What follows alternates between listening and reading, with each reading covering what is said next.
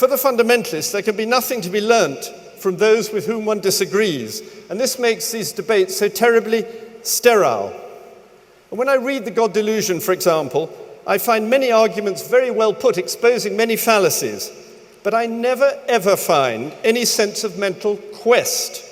I find hard intelligence, yes, but no subtlety, no imagination about other ways of thought, no humility.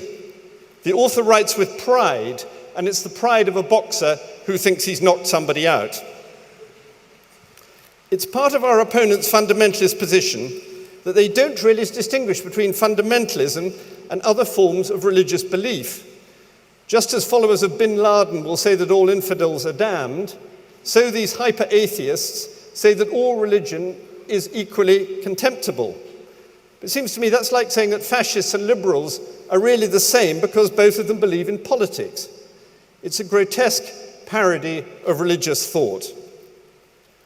And they attack a particular form of literalism which grew up in response to scientific attack in the 19th century, and they seem entirely unaware that literalism was confronted, for example, by St. Augustine, who did not believe that the world was created in 6 days, nearly 1,500 years earlier. So tonight, I'm not trying to prove the truth of Christianity or the existence of God, though I believe in them. It's not in my power to do that. But I'm asking us to turn away from fundamentalism and search for truth instead. It seems to me that the fundamentalist atheist assumes his superiority in advance, just like Calvinists who believe that they are one of the elect. He speaks from a lofty eminence. In an extraordinary passage in his book, Professor Dawkins points out that members of Mensa, the Society of People with a High IQ, tend to be atheists.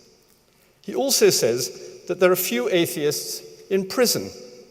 Therefore, he thinks, atheists are better, brighter people than believers. Like a clever schoolboy, he thinks that only brain power matters. Well, there are plenty of examples of brain power being put to bad use. What Winston Churchill famously called the lights of perverted science have beamed with a particularly ghastly brightness in modern times. I expect that Dr. Mengele, who conducted live experiments on children for the Nazis, was a man of very high IQ. But that's not my main point. My main point here is that Professor Dawkins' attitude to the life of the mind is one of conquest. He quotes approvingly the view that most scientists are bored by what they have already discovered. Most scientists are bored by what they have already discovered. Like Alexander the Great with territory, or Rupert Murdoch with media outlets, they're always grabbing more. And he thinks that's good. But surely this is a bad set of attitudes.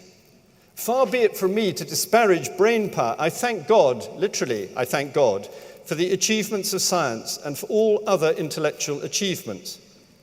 But is it really the case that human beings are less valuable because they are stupid or ill-educated or poor or sick or disabled? The African peasant woman who sacrifices herself to save her starving child stands higher, in some important sense, even than the president of the Royal Society, though I have no objection to that distinguished gentleman. The prisoner, whose faith Professor Dawkins looks down on with such disdain, understands something about the human predicament which is denied to those who worship only success. It's a unique feature of serious religion that it appeals both to some of the best minds who have ever lived and to the most unfortunate people in the world. It is also often very clearly grasped, and this is something which Professor Dawkins really hates, by children. Now, why? Why do the great religions, especially Christianity, put such store by the poor and the weak, the very young and the very old? I think it is because we can see what Cardinal Newman called the greatness and the littleness of man.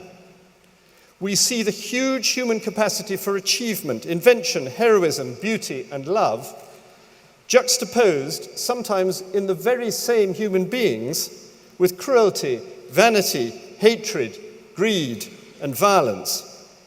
And we're therefore profoundly unconvinced by explanations which are reductive and self-aggrandizing. We know that a world run by members of Mensa would not be a better place. And instead, we are attracted by paradox. We recognize truth in sentences which say that only when you are poor can you be rich, only when you are weak can you be strong, only when you die can you live. We do not abandon the power of reason, but we are aware of the ineradicable incongruity of our existence.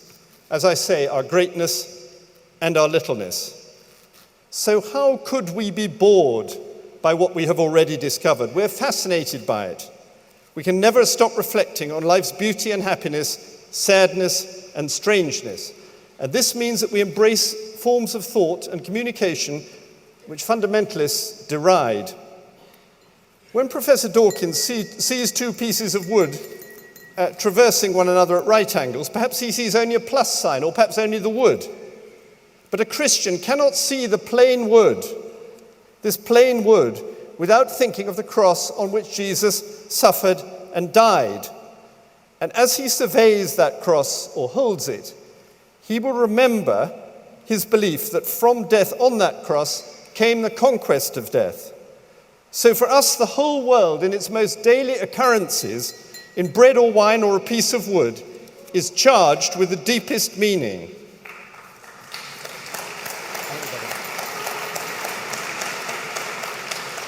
And we rediscover that every day.